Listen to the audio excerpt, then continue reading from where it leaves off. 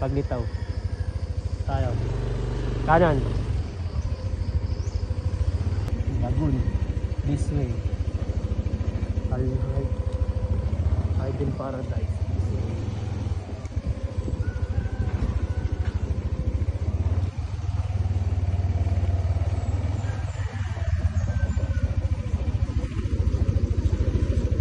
Parking area siguro.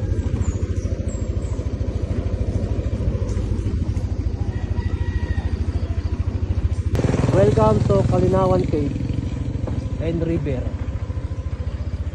Alay Rizal.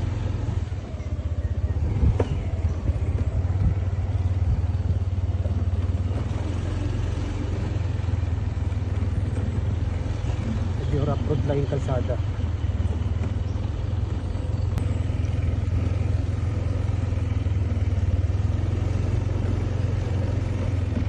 Wala.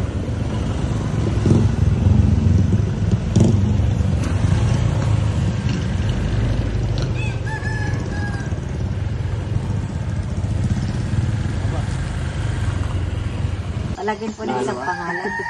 Ano? Isang name lang. Hindi nga.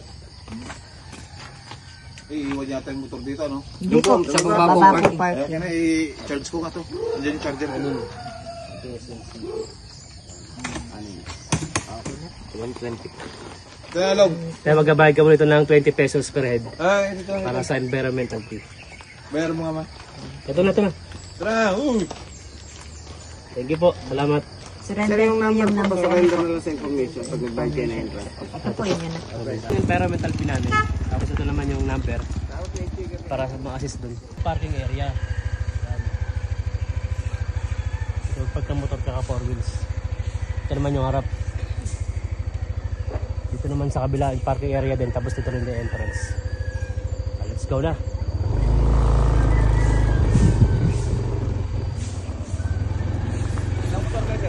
Tatlo.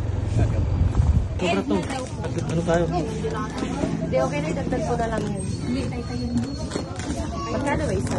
100. Sobra. Sobra ang bigay mo. Ito na, nagkakabayaran na. Nagbayad na kami. Nagbayad kami ng entrance fee sa formation. Tapos nilista kami ng pangalan.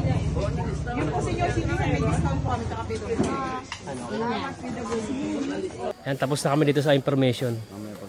Nagbayad kami ng entrance 100 per head. Pasok na kami.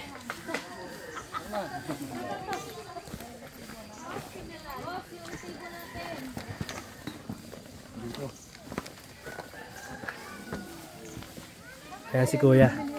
Nagalagay ng stamp bago pumasok. Tapos kukunin yung resibo namin. Thank you. Oh, ang ganda. May renovation pa sila dun banda. Oh.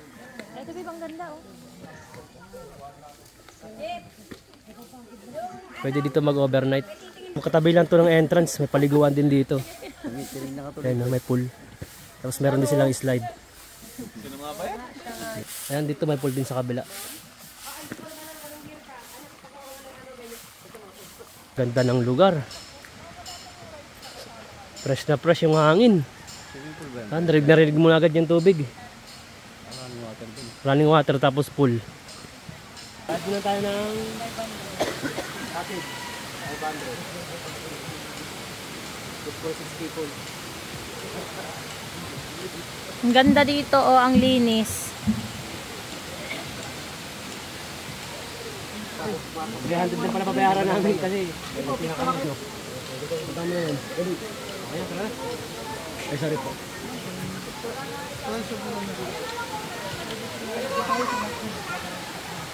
Dito sa may kapala. Dito sa pwesto rin.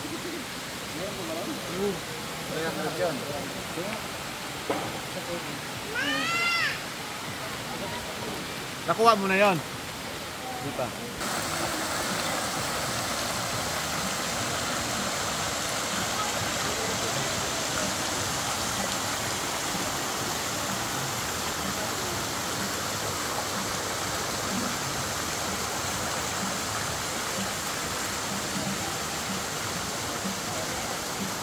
Solid yung lugar dito, ganda.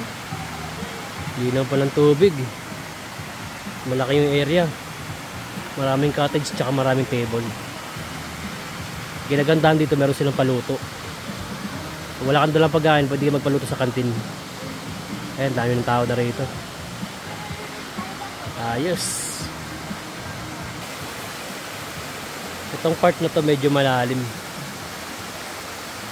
Yung sa taas naman, yung sa dalawang lalaki, kaya hanggang bewang lang. Ang pinagandaan dito, mayroon dito mga mini pool na maliliit na pwede pang bata. Kagaya nito. Yan. Mababaw lang, pwede pang bata. Tapos meron pa dito sa kabila. Ayun. Ayan, mga pang bata, pang kids. Sigurado mag-enjoy mga bata dito. Kasi running water. Meron pa isang pool dito na pang bata. May pambatang pool, oh. Running water din, linaw ng tubig. Ang isang lugar, ang ganda. Ito naman yung CR tsaka dressing room. Ayos yan, malinis. Dito naman sa kabilang side, meron din silang CR at dressing room. Yan dyan. Ito yung canteen nila, pwede ka magpaluto dito. Meron silang silog meals, paluto. May tubig din sila rito. Yun, ayos. Ayan, dito tayo sa canteen. Nagpa-order tayo ng 1 kilong manok paluto na tinola. Worth 500 pesos, 1 kilo na yan. Ayan yung price nila paluto. Ayan, si Boss Fredo nagpaluto ng tinola. Number 3. Nakakaserola naman yun, di ba? Number 1 kami, ayaw namin number 3. Dapat number 1. Yeah, number 1, first prize. Sobrang ganda rito, worth it.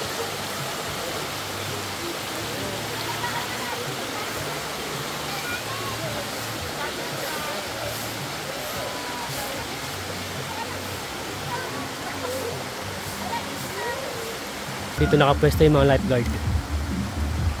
Doon din kami nagtayo ng table namin. Ito yung nirent namin, 100 pesos lang yan. Maubos kaya natin yan, dami-dami yan. Yung kainan na kami. Breakfast time. Breakfast time.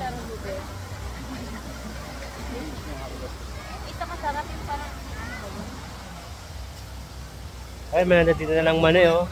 Mani chicharon, tsaka suka. Bili na kayo. Bibili kami para may sausawan kami mamaya. Yun, kasaba cake ni nanay. Mainit-init pa. Halagang 10 pesos lang. Quality talaga, oh. Yun, sarap ng ligo. Ayan, ganun. Okay lang ba na? Mainit pa yung pagkain. Ayan, ang dami. Dami. Mainit pa nga tayo. Mainit. Ay, bagong gawa kasi ang init. Anong lasa? Sarap. Kasama. Sarap daw. Masarap ng kasaba. Salamat, Nay.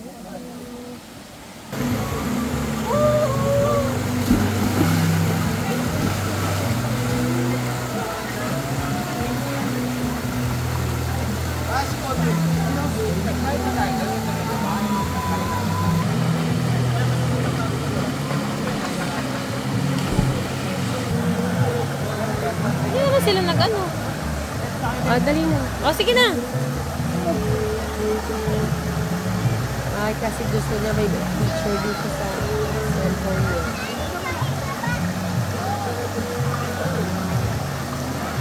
Feeling ko mag-enjoy ang mga bata din dito. Grabe ang linaw. Tingnan mo, kita yung linaw ng tubig.